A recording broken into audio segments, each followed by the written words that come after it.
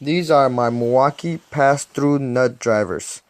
They're good for all thread and for nuts with rods in the middle. They're good for that application. Right next to them I have miscellaneous nuts and bolts. Nothing out of the ordinary. These are 25 Phillip tips. Old ones, nothing new. Gotta give them to your workers. They don't bring none. These are special nuts and bolts. This is my Milwaukee chalk line. This is a very good chalk line. It doesn't abruptly come out with powder every time you pull it out. It always keeps its boldness and it always keeps its line. It's a very good chalk line. This is a Plumb Bob for you youngsters that don't know.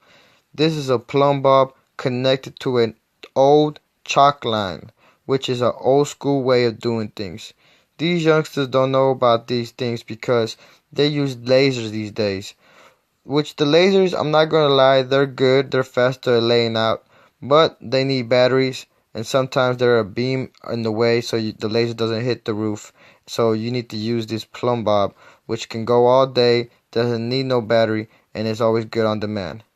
Right next to it, I have a simple ratcheting screwdriver, which I use to put my ground screws on fixtures.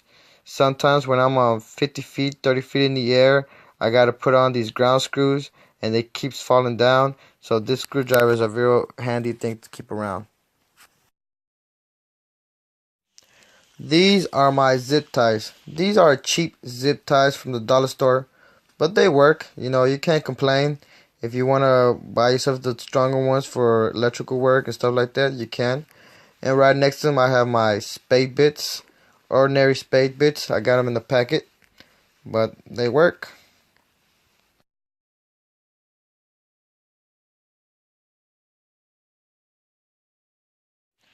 Okay, now we got the front of my Milwaukee backpack. First, we got my fiberglass fish tape, which I got from Harbor Freight for $7. This is the best fish tape for short runs. Why is it the best fish tape for short runs? Because of this flexible head. If you stick it inside EMT and it has back-to-back 90s, it won't clank on you. That's one advantage it has over steel and aluminum fish tapes. Second, we have my fingerless Milwaukee gloves. I use them every day, but if I do get cold, I have my thin Dicky gloves. I put on my Dicky gloves first, then I put on my Milwaukee gloves. Right next to them, I have a Rockets glove. This glove is just in case one of my hands get cold and I'm not using it. I keep this glove around. I'll go into glove safety in another episode, but yeah, this is just here. Right next to them, I have my white gloves. These white gloves are for grinding. Whenever I'm grinding metal, I don't want metal shards to go inside my hand and cut them or make them itch. So I keep these around because, you know, they're closed off, so the metal shard's not going to come in. Then next to them, I have my demolition gloves and my Dicky gloves. I use them every day. My Dicky gloves, I use them for yard work, and my Milwaukee gloves, I use them for my demolition work inside houses. So yeah, they're great. Right next to them, I have my glasses.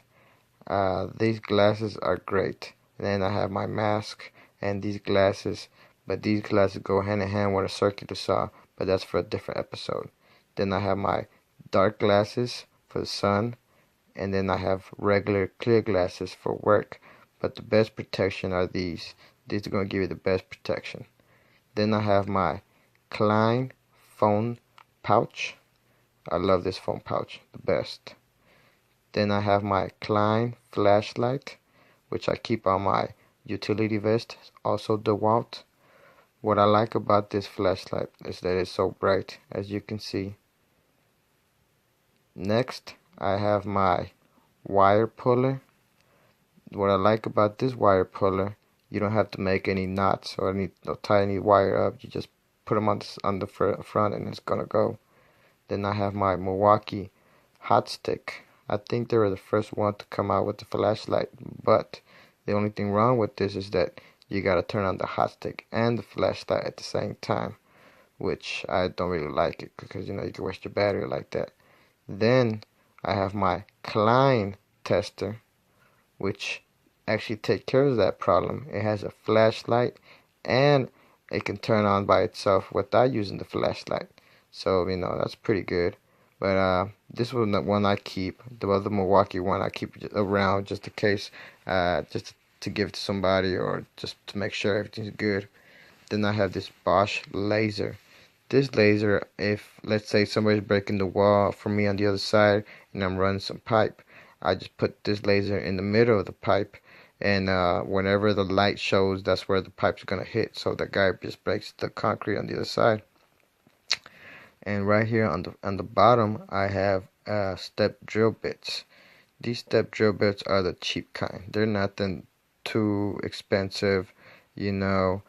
I got these at Harbor Freight, but they work. The big one, I've been having it for a year now, and it's been working. You pay what you get for it, but drill bits are so expensive that you just gotta get the cheap ones and hope they work.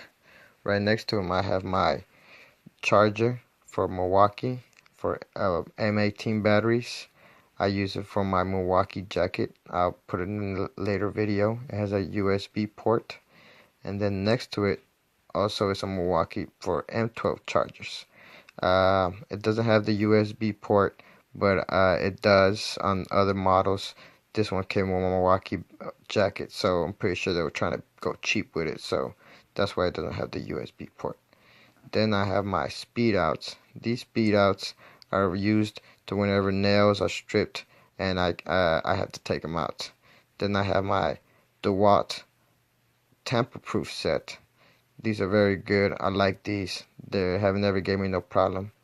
And then next to it, I have my Milwaukee Torx bits. It's pretty good. I use those every once in a while. And then next to them, I have a Phillips tip and a flathead, long one. That's for everyday stuff. Then I have miscellaneous electrician screws. You never know when you're gonna need them.